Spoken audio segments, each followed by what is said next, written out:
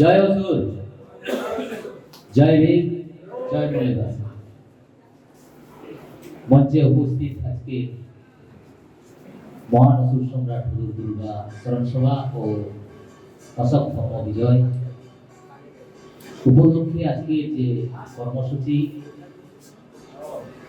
এখানে যে মঞ্চ থেকে প্রাকৃতিক সেবাশ্রম মঞ্চ থেকে যে অনুষ্ঠানটা পরিচালিত হচ্ছে, এখানকার যারা এই মঞ্চের যারা দায়িত্বে রয়েছেন কর্মকর্তা, তাদেরকে আমাদের সংগঠনের পক্ষ থেকে অশেষ অশেষ ধন্যবাদ। দ্বিতীয়ত হচ্ছে আজকের এই প্রোগ্রামটা করার জন্য দূর দূরান্ত থেকে বিভিন্ন গুণীজনরা আপনারা উপস্থিত হয়েছেন এবং সকলে মিলে আজকে যেন মনে হচ্ছে মল্লিবাসী সমাজ অনেকটা জাগছে, এই প্রোগ্রাম থেকে অনেকটা অনুভব করা হচ্ছে। তো যেহেতু আপনারা এখানে সকলে অবগত আছেন, তো অনেক বিশিষ্ট গুণীজনরা আছেন। এই অসুর স্মরণ সভাকে কেন্দ্র করে অনেক বই, সাহিত্যিক অনেক কিছু লিখে ফেলেছেন। তো আমাদের দৃষ্টিভঙ্গি থেকে আমি দুই একটা কথা আমার দৃষ্টিভঙ্গি থেকে আপনাদের সামনে সেটা তুলে ধরব। কথা হচ্ছে আজকের এই যে অসুর স্মরণ সভার মধ্য দিয়ে যে সম্রাট অশোকের ব্রহ্ম বিজয়, যে একটা সংস্কৃতি বিপ্লব সারা বাংলায় গড়ে উঠেছে, আপনারা জেনেছেন। সেটা মাল্লাতে কিছু আমরা প্রভাব পেতে পেরেছি এবং কলকাতা শহরের মতন মিলনদা বা ওনার যে সাথীগুলো যেভাবে কাজ করছেন, আমরা সত্যি আপ্লুত হয়েছি। এতদিন তো আসেনি, এতদিন আমাদের যিনি মাঝি পারগানা গাওতার সভাপতি, তো আপনারা জানেন চরণ বেশরা মহাশয় উনি আসতেন, তো আমরা সেভাবে সরাসরি আসতে পারিনি। আজকে আসলাম, দেখলাম, ভালো লাগলো যে এত মানুষ এখানে মিলিত হচ্ছে, এই বিচারধারাকে নিচ্ছে, সত্যি একটু আপ্লুত হয়েছে। তো কথা হচ্ছে আমরা যে লড়াইটা করতে যাচ্ছি বা যে লড়াইটা শুরু করছি, সেটা অনেকের কাছে মনে হতে পারে লড়াইটা খুব সাধারণ, কিন্তু মাঝি পারগানা গাওতা বা আমরা যারা এই লড়াইটাকে মনে করি, যদিও আমরা মনে করি লড়াইটা এত কঠিন এবং এত জটিল, সেই জটিল এবং কঠিনের মধ্য দিয়েও আমাদের এই লড়াইকে জিততে হবে। আমাদের অনেক সাথী এই লড়াইয়ের বিষয়ে মনে করতে পারে এসটি, এসসি, ওবিসি, মাইনরিটি সমাজ, আমরা তো 85%, আমরা 85% মানুষগুলো সম্মিলিত এক জায়গায় ঐক্যবদ্ধ হতে পারছি না কেন? আমরা স্টেজে বা যে কোনো প্রান্তে আমরা তো 85% মানুষ, একটা গণতান্ত্রিক ডেমোক্রেসি দেশে 85% মানুষ এক জায়গায় আসতে পারছি না কেন? কি তার কারণ? তার কারণটা আপনারা সকলে জানেন। আমরা 85 সংখ্যায় বেশি হলেও আমাদের যে মাথা, সেই মাথাটা আমাদের নয়। আমাদের যে মাথা সেটা আমাদের দখলে নেই। কাদের দখলে আছে? আমাদের শত্রুর দখলে আছে। যে 85% জনগোষ্ঠী এসটি, এসসি, ওবিসি সমাজের যে মাথা, সেই মাথাটা আমাদের নয়, তারা দখল করে নিয়েছে। সেই দখলের নামটাই হচ্ছে তাদের সংস্কৃতি, কালচার। এই কালচারে আমাদের মাথাগুলোকে সেইভাবে তৈরি করে দিয়েছে। তাই আমরা মনে করি যে মাথাটা আমরা 85% মানুষ বলছি, 85% মানুষ বলছি, সেই মাথা আমাদের মাথা নয়, সেটা দখলে আছে আমাদের শত্রু ব্রাহ্মণ্যবাদী শক্তি।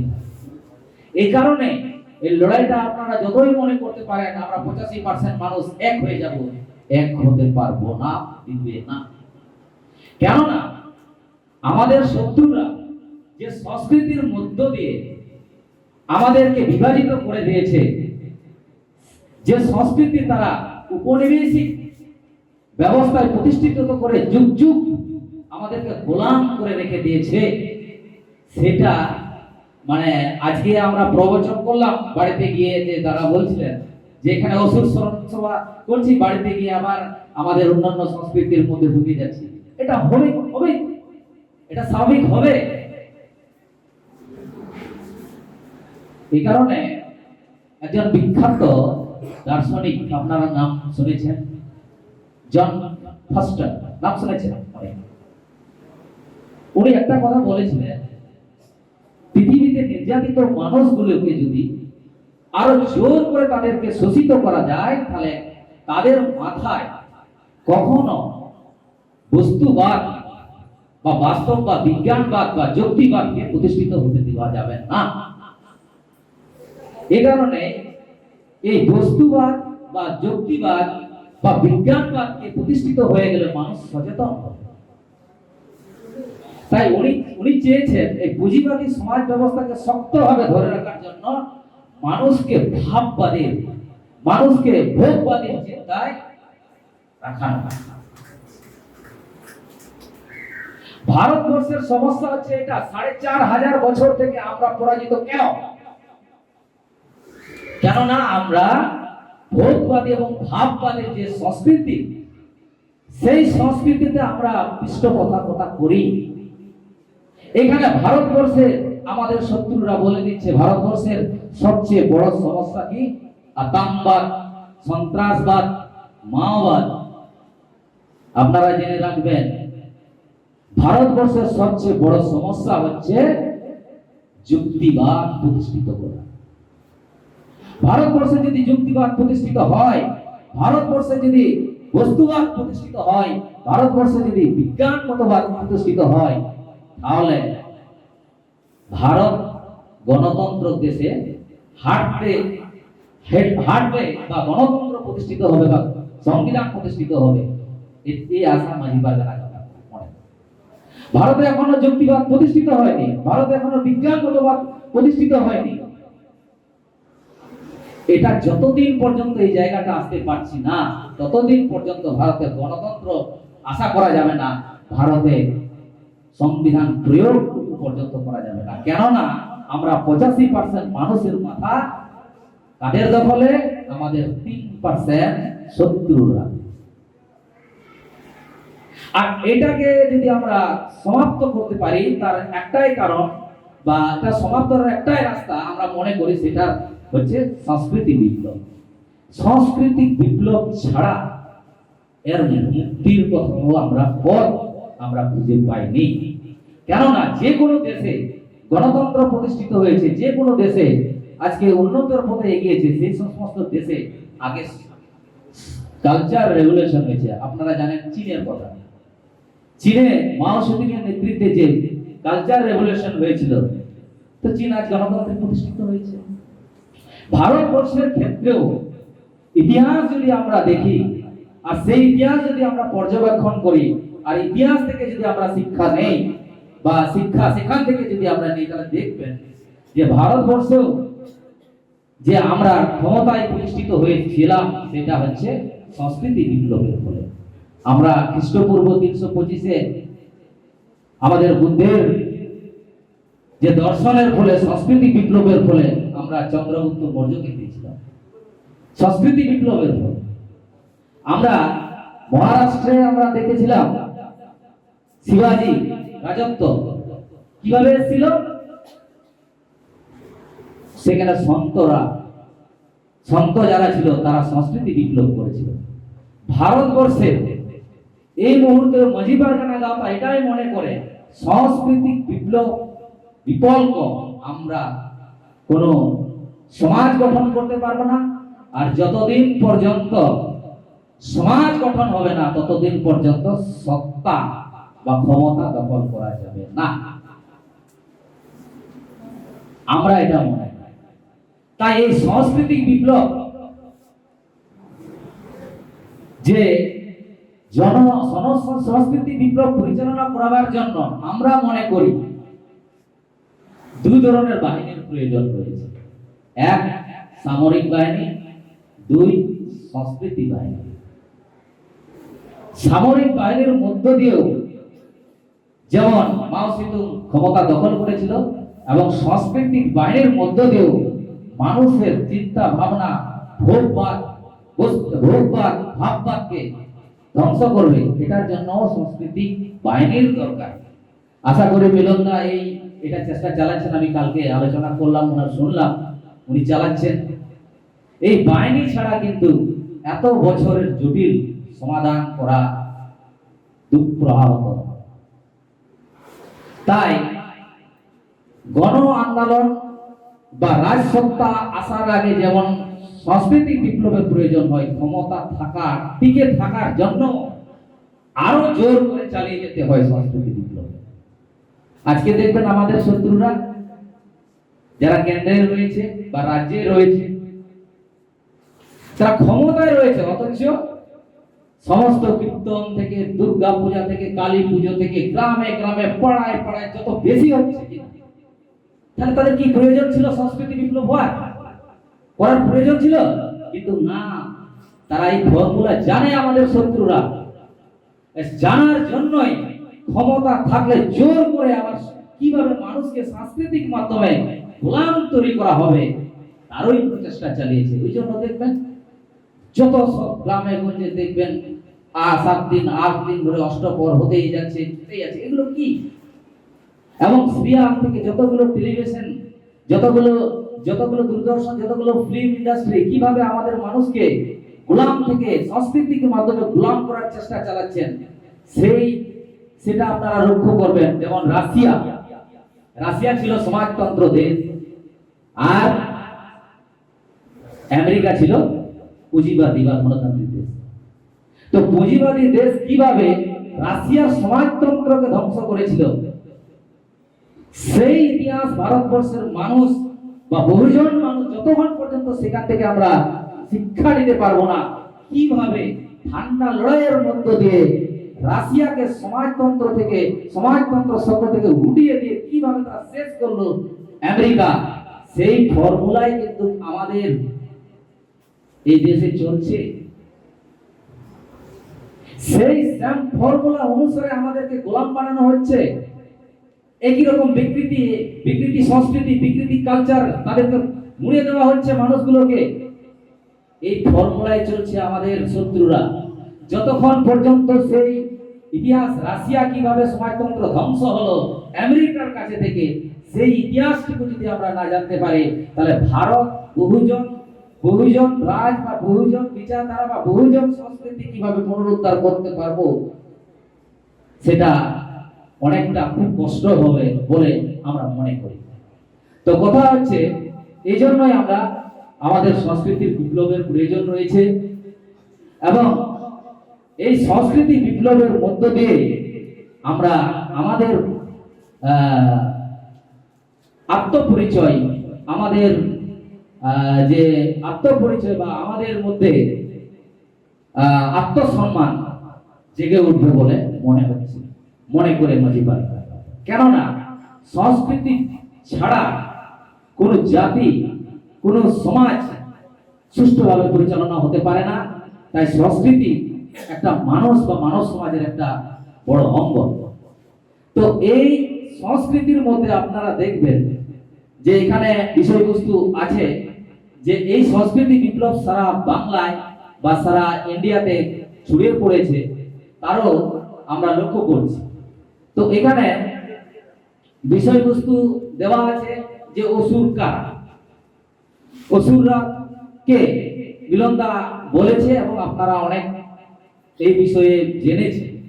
আমি সেই বিষয়ে বলবো না। তো অসুর সভ্যতার ইতিহাস আমাদের কাছে যতটুকু জানা আছে, তো এই যে 70,000 বছরের ইতিহাস অস্ট্রিক জনগোষ্ঠী, কোন জনগোষ্ঠীর ইতিহাস, তারা যে কোন দেশে কোথায় কি গিয়েছে, সেইটা কিন্তু বিশেষত লিখিত ইতিহাস না থাকলেও আমরা যারা অস্ট্রিক জনগোষ্ঠীর মধ্যে যারা সাঁওতাল কমিউনিটি রয়েছে তাদের কাছে কিন্তু মৌখিক বা একটা সংস্কৃতির মধ্যে সেই ইতিহাস লুকিয়ে আছে। কেননা ভারতবর্ষের ইতিহাস তো লেখা হয়নি, আর যে ইতিহাস লেখা হয়েছে সেটা আমাদের গোলামি করার জন্য ইতিহাস লেখা হয়েছে। ভারতের প্রকৃতি ইতিহাস লেখা হয়নি, এটা রবীন্দ্রনাথ থেকে বঙ্কিমচন্দ্র থেকে সকলেই বলেছে। তো ভারতবর্ষে ইতিহাস ছিল না এটা নয়, ভারতের ইতিহাস ছিল, কিন্তু সেই ইতিহাসকে আমাদের শত্রুরা সঠিক ইতিহাসকে কি করেছে? ধ্বংস করেছে। ধ্বংসের মধ্যে সীমাবদ্ধ নেই, সেটাকে আবার কি করেছে? বিকৃতি করে দিয়েছে। ধ্বংস করেছে আবার সেটাকে বিকৃত করেছে। সেখান থেকে সেই সঠিক ইতিহাসটাকে খুঁজে বের করা সত্যি একটা গবেষণার প্রাসঙ্গিকতা থাকে, আর ইতিহাসের কাজই হচ্ছে গবেষণা করা। ব্রিটিশ ঐতিহাসিক, বিখ্যাত ঐতিহাসিক বেউরি কি বলেছেন? ইতিহাস মানে হচ্ছে বিজ্ঞান, বিজ্ঞানের কাজ হচ্ছে গবেষণা করা, বিশ্লেষণ করা, পর্যবেক্ষণ করা, সর্বোপরি সত্যের কাছে সেটাকে সম্মুখে তুলে আনা। ইতিহাস তার মানে ইতিহাস এক জায়গায় থাকতে পারে না, ইতিহাসের কাজ হবে সত্যকে অনুসন্ধান করে চালিয়ে রাখা। সেই দৃষ্টিভঙ্গি অনুসারে ভারতবর্ষের যে ইতিহাস, যে আমরা যে প্রথাগত যে ইতিহাস, আমরা বুদ্ধের যে ইতিহাস, সেখান থেকে বেশিরভাগে আমরা সাহিত্যে বা ভারতের ইতিহাস লক্ষ্য করেছি। কিন্তু বুদ্ধের আগে থেকে কি ইতিহাস ছিল সেটা কিন্তু স্পষ্ট কথাও আমরা দেখতে পাই। তবে আমরা যারা খেলোয়াড় বা আমরা আর্য এবং অনার্যরা যে লড়াই, যে আমাদেরকে পরাজিত করলো আমাদের শত্রুরা, তারা দস্যু রক্ষক, পরবর্তীকালে পুরাণে সেটা রাক্ষস করা হয়। যারা শত্রুরা যখন এইভাবে নাম দিচ্ছে পরাজিত মানুষগুলোকে, তখন এই অস্ট্রিক জনগোষ্ঠীর মধ্যে যারা প্রতিবাদী ছিল তারা কিন্তু বলল না, ওরা বিকৃতি, হীনমন্যতার নামগুলো সমাজের মধ্যে দিতে চাইছে বা দিচ্ছে। যেমন বিকৃতির নাম কিরকম বলবো আপনাদেরকে, যেমন আদিবাসীরা দেরকে এখন শাসক শ্রেণীরা বলে এদেরকে কি বনবাসী, ঠিক আছে? কারণ শব্দগুলো যদি আমরা না জানি, শব্দ আমাদেরকে জব্দ করবে, আর শব্দের মধ্য দিয়ে আমরা গোলাম হয়ে, তাই শব্দটাকে আমাদেরকে বুঝতে হবে।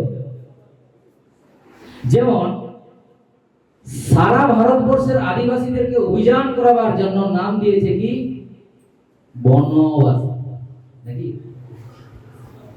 আমরা যারা কাজ করি তারা তো বুঝতে পারি বনবাসী, গৃহবাসী। বনবাসী মানে বনে যারা থাকে তাদের বনবাসী। যদি আদিবাসী থাকতো তাহলে আমরা 70,000 তার আগেও এখানের বাসিন্দা, এটা পরিচয় হতো। এই জন্য শাসক শ্রেণীরা সুচিন্তিত ভাবে শব্দটাকে প্রয়োগ করাবার জন্য সমাজের মধ্যে দিতে চাচ্ছে বনবাসী, গৃহবাসী, গুহাবাসী।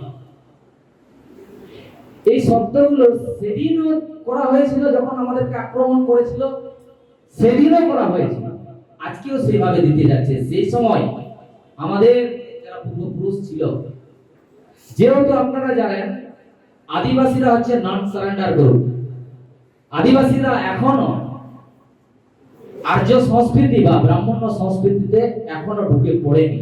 এখন না জানতে ঢুকে পড়ে যাচ্ছে, যেহেতু শত্রুরা অনবরত ঠান্ডা লড়াইয়ের মধ্য দিয়ে অনবরত সমাজে কাজ করছে। তো এই সময়, যে সময় আক্রমণ হয়, আমাদের শত্রুরা আমাদেরকে যখন নাম দিচ্ছে দস্যু, তারপরে হচ্ছে দানব, দৈত্য, এই সময় আমাদের সমাজে যারা ছিল বা অস্ট্রিক বা খেরওয়াড় যাদেরকে এখন বলা হচ্ছে, তারা প্রতিবাদ দিয়ে যে শব্দটা ব্যবহার করেছিল সেটার নাম হচ্ছে হড় হপন। হড় হপন মানে আমরা মানুষের সন্তান, এটা কিন্তু সেই সময়েও কিন্তু তারা প্রতিবাদ জানিয়েছিল। এই কারণে এই জনগোষ্ঠী যে ব্রাহ্মণ্যবাদী সংস্কৃতির মধ্যে ঢুকে পড়েনি, এই কারণে আজ পর্যন্ত বাবা সাহেবের সংবিধান থাকা সত্ত্বেও ইমপ্লিমেন্ট হলোই না। এই জন্য এই জনগোষ্ঠীদেরকে যেহেতু এখনো পর্যন্ত ব্রাহ্মণ্য সংস্কৃতির ঢুকে পড়েনি বলে তাদের জল জঙ্গল জমি থেকে তাদেরকে উচ্ছেদ করা হচ্ছে, তাদেরকে গুলি করে মেরে দেওয়া হচ্ছে, মাওবাদী উগ্রপন্থী নাম দিয়ে তাদেরকে গুলি করে মেরে দেওয়া হচ্ছে। একটাই কারণ, কেননা তার কারণটা হচ্ছে এটা, এখনো তারা ব্রাহ্মণ্য সংস্কৃতি বা ব্রাহ্মণ্য সমাজ ব্যবস্থাকে মেনে নেই বলে এই চরম অবস্থা। আর এই জনগোষ্ঠী যতদিন পর্যন্ত জীবিত থাকবে তাদের সংস্কৃতিকে নিয়ে, ততদিন পর্যন্ত ব্রাহ্মণ্য সংস্কৃতি ঘুমিয়ে থাকতে পারবে না। আপনাদের কাছে বলে রাখছি কথা, যতদিন পর্যন্ত এই আদিবাসীদের সংস্কৃতি যতদিন জীবিত থাকবে ততদিন পর্যন্ত ব্রাহ্মণ্যবাদী সংস্কৃতি জীবিত থাকতে পারবে না। কেননা ভারতবর্ষে আর্য আসার আগে যে সংস্কৃতি এখনো বহন করছে সেটা হচ্ছে খেরওয়াড় বা আদিবাসী বা এই জনগোষ্ঠীর মানুষ। তার আগে এসসি ওবিসি তাদের মধ্যে সেই সংস্কৃতি তারা হারিয়ে ফেলেছে। ছিল আমরা এক বাবা সাহেব বলেছে অসুর না দ্রাবিড় এরা একই জনগোষ্ঠী, কিন্তু তাদের গোত্র আলাদা আলাদা ভাবে লিখত। আমরা একই, আমাদের ডিএনএ এক, আমাদের এই ডিএনএ এক, সকলের ডিএনএ এক। আমরা ভারতের মূলবাসী, মূল নিবাসী। তার শব্দ দিয়ে একটু বুঝিয়ে দিতে চাই, যেহেতু বলবেন আরো। আমরা সবসময় যখন আদিবাসী শব্দ ব্যবহার করছি তখন কিন্তু আমাদের যারা শত্রু রয়েছে এই শব্দটাকে তারা খুব পছন্দ করে। ঠিক আছে, আমি লড়াইয়ের দৃষ্টিভঙ্গিতে কথাগুলো আপনাদের সামনে তুলে ধরছি। আমি ডিনাই করছি না আদিবাসী শব্দটাকে। ওরা মনে করে আদিবাসী শব্দ মানে এই সাঁওতাল, কোল, ভিল, মুন্ডা।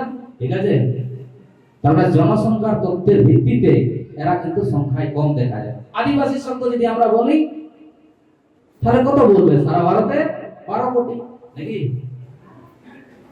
আর যদি শুধু খেরওয়াড় যদি বলা হয় সারা ভারতে কত হবে? 1 কোটি। আমরা যদি সেই শব্দটাকে যদি আমরা আদিবাসী শব্দ না বলে মুন্নিবাসী শব্দ যদি ব্যবহার করি তাহলে 85% মানুষ আমরা মুন্নিবাসী। বলো জয় মুন্নিবাসী, জয় মুন্নিবাসী। এই কারণে আমাদের শত্রুরা হচ্ছে সচেতন। আমরা অনেকেই মনে করতে পারি আমাদের শত্রুরা সচেতন নয়, আমাদের থেকে হাজার গুণ সচেতন। এই কারণে এই শব্দটুকু আমরা মুন্নিবাসী শব্দ দিয়ে যদি আমরা লড়াইটাকে শুরু করি তাহলে আমাদের 85% একটা আওয়াজ তৈরি করবে। আর আদিবাসী যখন বলছি তার মানে 12 কোটির মানুষ। ঠিক আছে, এটুকু মনে হয়, কারণ আদিবাসী এবং মুন্নিবাসী শব্দের মধ্যে কোনো পার্থক্য নেই। জল, আমরা জানি জলের সমার্থক শব্দ হচ্ছে নির, জীবন, তাই না? নির, জীবন। তো আদিবাসী মানেও মুন্নিবাসী শব্দ এক সমার্থক। তো লড়াইয়ের দৃষ্টিভঙ্গিতে আমরা কেন বলতে পারি না মুন্নিবাসী? মুন্নিবাসী, জয় মুন্নিবাসী। তো এই সময় আমাদের মানুষগুলো হড় হপন বলে প্রতিবাদ। অনেক ঐতিহাসিক বলছে আর্যরা কি আক্রমণ করেছে? অনেকে সরাসরি স্বীকার করতে চায় না, না মনে হয় হয়নি। কিন্তু আমাদের যে সাহিত্যিক বা যে কালচার বা যে সংস্কৃতি, শুধু যে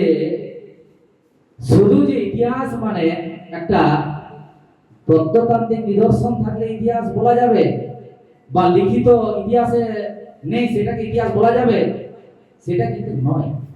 ইতিহাস কিন্তু সংস্কৃতির মধ্যেও থাকে, কাহিনীর মধ্যেও ইতিহাস থাকে, সেটাকে খুঁজে বের করাই হচ্ছে ঐতিহাসিকদের কাজ। তো সেই পর্যায়ে আমাদের মনে হয়েছে বা আমার মনে হয়েছে, সেই পর্যায়ে আমাদের যে সংস্কৃতি বা আমাদের যে কালচারের মধ্যে কিন্তু আর্য এবং অনার্যদের লড়াই হয়েছে, সেটা কিন্তু ইতিহাসে আছে আমাদের সংস্কৃতিতে। সেটা কোথায়? সেটা গানে। আমি দুই একটা কথা বলবো, আপনারা তো বুঝবেন না, কিন্তু আমার চেষ্টা করব। লড়াইটা যে হয়েছিল আর্য অনার্য, সেই স্পষ্ট গান আমাদের এখনো আমাদের পূর্বপুরুষরা সেই সংস্কৃতিতে বজায় রয়েছে। সেটা কিরকম? চেতে লেগি কন্ডা মাগো কান, চেতে লেগি কন্ডা কু লড়াইও কান, চেতে লেগি বাদলি কু মাগো কান, ইজে বাহা সারতি কু তুño কান, মারা বাহা কবিতি কু মাগো কান। চে লেগি সীমা ডন্ডি লেগি, সীমা মানে সীমা রেখার জন্য, ঠিক আছে? বাদলি কন্ডা মানে এগুলো এক একটা করে দুর্গ ছিল, ঠিক আছে? দুর্গ আমরা হরপ্পা সভ্যতা আমরা জানেছি, মোটামুটি 19টা 22টা স্থানকে খনন করা হয়েছে। সেটা ইতিহাস তো আপনারা জানেন যে 22টা স্থানে হরপ্পা সিন্ধু সভ্যতার যে প্রত্নতান্ত্রিক যে নগর সভ্যতা ছিল সেগুলো খনন করা হয়েছে। তো কিসের জন্য লড়াই করেছিল? সীমার জন্য। সীমা মানে জায়গার জন্য লড়াই হয়েছিল। হ্যাঁ, এবং এই গানটাও আছে, চেতা লেগে কয়েনটা লোক কান ধৌ ধৌ গন্ধারি, মানে কয়েনটা মানে এই যে দুর্গগুলো পূর্ত কিসের জন্য? ধৌ ধৌ গন্ধারি মানে জ্বলে পড়ছে। কিসের জন্য? সীমা রেখার জন্য। এগুলো গানগুলো স্পষ্ট ভাবে লেখা আছে আমাদের সাহিত্যে। যদি সময় থাকে সেগুলোকে আপনাদের সামনে তুলে ধরা হতো, কিন্তু এখানে তো সময় কম, আরো তো বলবে। কিন্তু সেই তথ্য কিভাবে আর্যরা অনার্য জনগোষ্ঠীর সঙ্গে লড়াই করেছে গান স্পষ্ট ভাবে রয়েছে।